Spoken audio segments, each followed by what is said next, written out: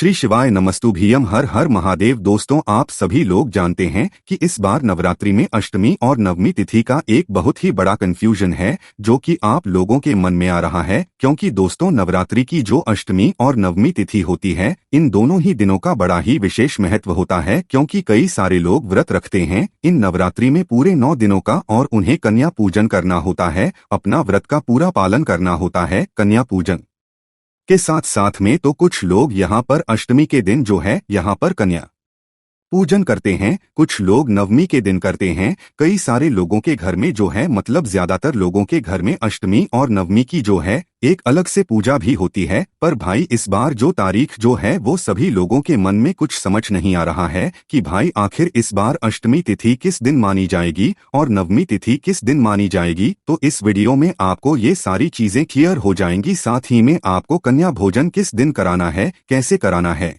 ये सारी चीजें भी हम आपको बता देंगे। सबसे पहले चीज दोस्तों, अभी आप सभी लोग जानते हैं शारदीय नवरात्रि चल रहे हैं, और शारदीय नवरात्रि के पूरे 9 दिन होते हैं। नवरात्रि है तभी वो शारदीय नवरात्रि पूरे माने जाते हैं, और तभी हमारा व्रत जो है वो पूर्ण माना जाता है। पर दोस्तों इस बार क्या हो रहा है कि भाई अष्टमी और नवमी एक ही दिन पड़ रहे हैं, एक ही दिन पड़ रहे हैं। ये आपने कहाँ पर देखा? आपने कैलेंडर में देखा होगा, जो कि 11 अक्टूबर 2024 के अंदर आपने अपने कैलेंडर में देख ही लिया होगा। तो उसका कारण क्या है वो सबसे पहले आप लोग सुन लो। देखो, इस नवरात्रि में जो अष्टमी तिथि शुरू होगी वो 10 अक्टूबर से शुरू होगी, जिस दिन मतलब आप सभी लोग सप्तमी समझोगे। तो भाई नवरात्रि में जो अष्टमी तिथि शुरू होगी वो 10 अक्टूबर को दोपहर के 12:33 से शुरू हो जाएगी, मतलब सुबह तक जो है सप्तमी तिथि रहेगी।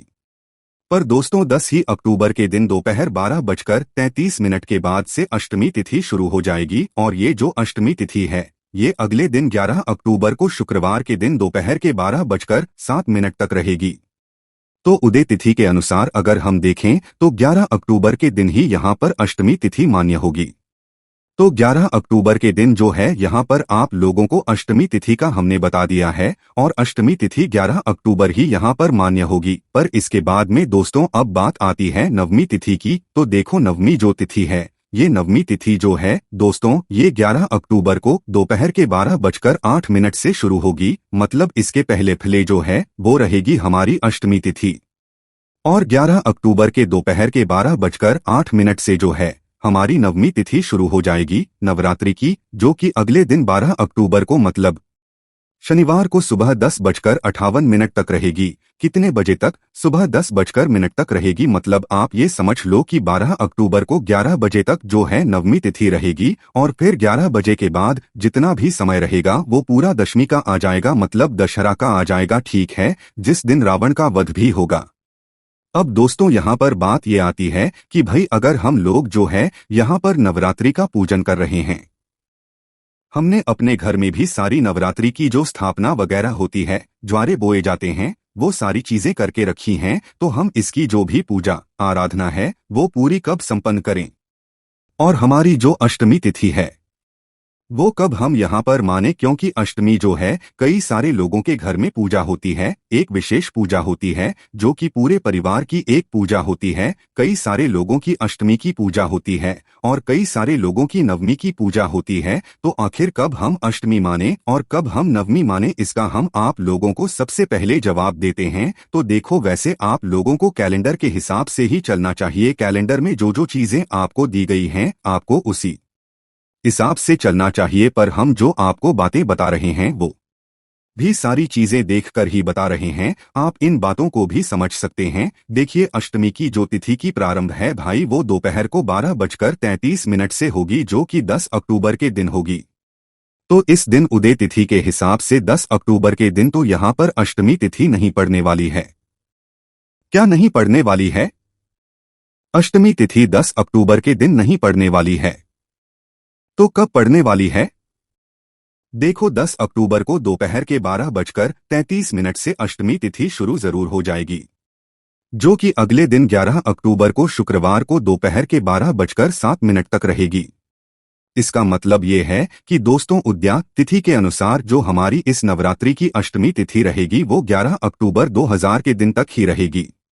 अगर आप लोग अष्टमी तिथि के दिन मतलब अष्टमी को अगर कन्या पूजन कर रहे हैं तो भाई वो आप जो है दोपहर के 12 बजे से पहले कर लें। और कन्या पूजन का जो समय होता है वो सुबह से लेकर दोपहर के 12 बजे के आसपास तक का ही होता है, इसके बाद फिर नहीं होता है। आप कर सकते हो, करने में कोई दिक्कत नहीं है, पर 12 बजे के आसपास जो है आप लोगों को कन्या पूजन भी पूरा हो जाना चाहिए। तो जिन लोगों को अष्टमी तिथि की तारीख जाननी है वो ये सुन लीजिए कि 11 अक्टूबर 2024 के दिन यहाँ पर इन नवरात्रों की अष्टमी तिथि। तो जो लोग अष्टमी की अपनी पूजा करते हैं, जिन लोगों के घर में एक अलग से अष्टमी की पूजा होती है, तो उन लोगों की जो अष्टमी की पूजा रहेगी दोस्तों वो 11 अक्टूबर 2024 के दिन ही रहेगी। आप रात्रि में वो पूजा कर सकते हो, कोई दिक्कत वाली बात नहीं है, क्योंकि 11 अक्टूबर के दिन ही यहाँ पर अष्टमी तिथि यहाँ पर पड़ रही है। उसके बाद में दोस्तों जो लोग भी कन्या पूजन इस दिन करना चाहते हैं, कन्या भोजन इस दिन करना चाहते हैं, वो लोग भी कर सकते हैं, है ना, क्योंकि अष्टमी तिथि विशेष रूप से इसी दिन मान्य रहेगी, अगले दिन नहीं रहेगी। तो 11 अक्टूबर के दिन आप लोग अपना जो कन्या भोजन है, कन्या है, वो कर सकते हैं। और कन्या पूजन जो है वो आप लोगों को सुबह से लेकर दोपहर के समय के बीच बीच में अपना संपूर्ण कर लेना है। कन्या पूजन के लिए आप लोगों को हमने पहले भी बता दिया है कि आप लोगों को कुल कितनी कन्याएं लानी है। मुख्य रूप से 9 कन्याएं लानी है, साथ ही में एक छोटा सा जो लड़का होगा वही वो, उससे भी आप लोगों को लेकर आना है। और 1 साल की कन्या को नहीं लाना है, लेकर आ सकते हो आप, उसकी भी सारी मतलब सेवा कर सकते हो। पर कन्या पूजन में जो है 1 साल की कन्या को आपको शामिल नहीं करना है, और 10 साल से कम उम्र की जितनी भी कन्या है वो आप लोग लेकर आ सकते हो, है ना। पूरी 9 कन्याओं से कन्याओं का आप लोग पूरे विधि विधान से जो है आप लोग उनका पूजन अर्चना करना और उनको भोजन कराना, उनको कुछ तोहफे वगैरह देना और उनको अपने घर से अच्छे से विदा करना, उन सभी के आशीर्वाद लेते हुए, ठीक है। इस तरीके से आप लोगों को अपना जो कन्या पूजन है उसको यहाँ पर संपन्न करना है अष्टमी तिथि के दिन। अब बात हो गई यहाँ पर अष्टमी तिथि की। अब भाई अगर किसी के घर पर नवमी तिथि की पूजा होती है तो भाई वो किस दिन करेंगे, उद्या तिथि के अनुसार हम किस दिन नवमी तिथि मनाएं, तो देखिए यहाँ पर 11 अक्टूबर के दिन दोपहर को 12:08 से जो है नवमी तिथि की शुरुआत हो जाएगी। किस चीज की? जो नवमी तिथि होती है वो दोपहर को 12:08 से शुरू हो जाएगी। कब? 11 अक्टूबर के दिन, और ये रहेगी अगले दिन 12 अक्टूबर को सुबह 10:58 तक। अगर देखिए उद्या तिथि के अनुसार हम देखें कि भाई 9वीं तिथि किस तारीख को है, तो वो 12 अक्टूबर को ही रहेगी। पर 12 अक्टूबर को जो है यहाँ पर जो सुबह के 10:58 होंगे, मतलब 11 बजे के आसपास को जो समय होगा, इसी समय तक जो है 9वीं तिथि रहेगी। इसके बाद फिर जो है वो दशमी शुरू हो जाएगी, और फिर जो है आप लोगों का दशमी का जो भी कार्य होते हैं वो सारे शुरू हो जाएंगे, ठीक है। तो अब नवमी तिथि वाले क्या करें, तो देखो यहाँ पर हम आप लोगों के लिए एक बात बताते हैं। जिन लोगों के यहाँ अष्टमी की पूजा होती है वो भी 11 अक्टूबर के दिन अष्टमी की पूजा कर सकते हैं, और जिन लोगों के यहाँ नवमी की पूजा होती है वो भी 11 अक्टूबर के दिन नवमी की पूजा कर सकते हैं, क्योंकि जो पूजन होती है वो विशेष रूप से रात्रि में ही होती है, ठीक है। अष्टमी की ले लो चाहे नवमी की ले लो, जो पूजन होती है वो रात्रि में ही होती है ना। और अगर आप लोग बात करें कन्या पूजन की तो 11 अक्टूबर के दिन बिल्कुल आप कर सकते हो कन्या पूजन, क्योंकि अष्टमी तिथि बिल्कुल सही समय पर हो रही है। पर 12 अक्टूबर के दिन मतलब नवमी तिथि के दिन अगर आप कन्या पूजन कर रहे हो तो भी कर सकते हो, कोई दिक्कत वाली बात नहीं है। जो लोग नवमी तिथि के दिन कन्या पूजन करते हैं ना, उन लोगों के लिए भी यहाँ पर विशेष है, आप नवमी तिथि के दिन भी कन्या पूजन कर सकते हो, कोई दिक्कत वाली बात नहीं है। बस जिन लोगों के घर पर नवमी तिथि के दिन रात्रि में पूजा होती है वो 11 अक्टूबर के दिन रात्रि में कर सकते हैं। और अगर आप लोगों का ऐसा मन नहीं है, आपको उदय तिथि के अनुसार ही करना है, तो 12 अक्टूबर के दिन रात्रि में आप लोग जो है अपनी जो पूजन है वो करोगे। पर 12 अक्टूबर को जो है सुबह 10:58 के बाद से जो दशहरा होता है, दशमी तिथि होती है, वो शुरू हो जाती है। इस वजह से हमने आप लोगों को ये सारी बातें बताई हैं। अब दोस्तों आपने हमारी ये बात सुनी, अब हम आपसे एक बात और बोलते हैं कि आपके घर के आसपास मंदिर होंगे, आपके घर के आसपास बहुत सारी माताएं बहनें पूजन भी करेंगी, तो भाई आप लोगों को सबसे पहले चीज ये देख लेना है कि आपके घर के आसपास जितनी भी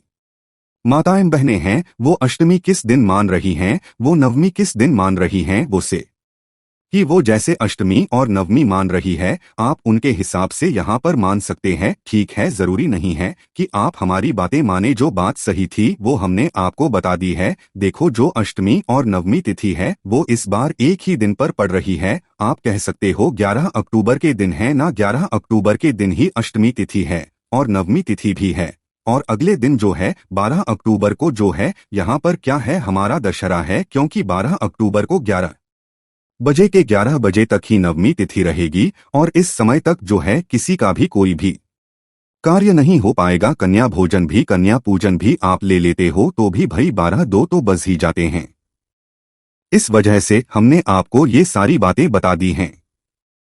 अगर सही विधि से आपको अष्टमी और नवमी तिथि मनानी है तो वो आप 11 अक्टूबर के दिन ही मनाएंगे, और अगर 12 अक्टूबर के दिन आपको मनानी है तो भाई दोपहर के, जो मतलब सुबह के ही 11 बजते हैं, उससे पहले पहले अगर आपके सारे काम हो जाते हैं तो वो नवमी तिथि के अंदर आ जाएंगे, हैं ना। तो ये सारी बातें थी जो कि आप लोगों को हमको बतानी थी। इसी के साथ में दोस्तों यहाँ पर हमने आपको इन दोनों तारीखों के बारे में सारी चीजें बता दी हैं, अष्टमी और नवमी के बारे में। अब अगर आप लोग कन्या भोजन कर रहे हो दोस्तों, शारदीय नवरात्रि में जो सबसे अहम चीज होती है वो यही होती है, क्या कन्या भोजन है ना। कन्या भोजन या कन्या पूजन आप लोगों को बहुत सही तरीके से करना चाहिए। अगर आपने ये सही तरीके से कर लिया तो आपके नवरात्रि के 9 दिन भी सफल हो जाते हैं, आपको सारे व्रतों का यहाँ पर फल भी मिल जाता है। ठीक है, तो अब हम जानते हैं कि आपको कन्या भोजन में जो है कुछ विशेष बातों का यहाँ पर ध्यान रखना होता है। देखो, कन्या भोजन में या कन्या पूजन में सबसे पहले आप लोगों को जो है 9 कन्याओं को यहाँ पर बुलाना होता है। अब 9 कन्याओं को जब आप बुलाते हैं ना तो आपको अपने मन में यही भाव बनाना होता है, स्वयं 9 देवियों को अपने घर पर बुला रहे हैं। और जिस दिन भी आप कन्या भोजन रखते हो, चाहे सप्तमी रखो, चाहे षष्ठी रखो, चाहे अष्टमी या नवमी तिथि के दिन रखो, तो भाई आप लोगों को ये सोच लेना होता है कि हाँ, आज हमारे घर पर जो है 9 देवी आ रही है तो हमें सुबह जल्दी उठना है। सुबह ब्रह्मा मुहूर्त में आपको उस दिन उठ जाना होता है और सारी तैयारियों में लग जाना होता है ना। और जैसे ही आपकी कुछ तैयारियां हो जाती है, उसके बाद में जैसे ही सुबह के 7-8-9 बजते हैं, उसके बाद में आपको 9 कन्याओं को जिन जिन को भी बुलाना है उनके घर पर जाकर एक बार न्योता देना होता है। ठीक है, एक बार न्योता देने के बाद वापस अपने घर पर आना होता है और अपने सारे कामों को कर लेना होता है ना। अपने जो भी मतलब आप भोजन उनके लिए बना रहे हैं, भोजन में विशेष रूप से खीर पूरी होनी चाहिए, एक सब्जी होनी चाहिए, एक सूखी सब्जी होनी चाहिए, पापड़ वगैरह जो आप देना चाहे वो होना चाहिए। और आपके मीठे में खीर तो बनेगी, विशेष रूप से खीर और पूरी का यहाँ पर विशेष महत्व है। अगर कोई कन्या का यहाँ पर व्रत भी रहता है तो भाई आप उसके लिए फलहार वगैरह या फल वगैरह की व्यवस्था पहले से कर रखे हैं ना। इसके बाद में दोस्तों, जब आपका पूरी तैयारियां हो जाए, भोजन तैयार हो जाए, उसके बाद में आप लोगों को ये भी देखना है कि आपको जो है तोहफे में क्या दोगे, क्योंकि जब आप उनकी विदा करोगे तो उनको कुछ ना कुछ देकर तो विदा करोगे। तो विदा करते समय आपको कुछ ऐसा तोहफा चुनना है जो कि उनको बहुत पसंद आए। आपकी 9 कन्याएं आपके घर से प्रसन्न होकर हंसती खेलती हुई जानी चाहिए, तो आपको जो है 9 देवी का आशीर्वाद यहाँ पर मिल जाएगा।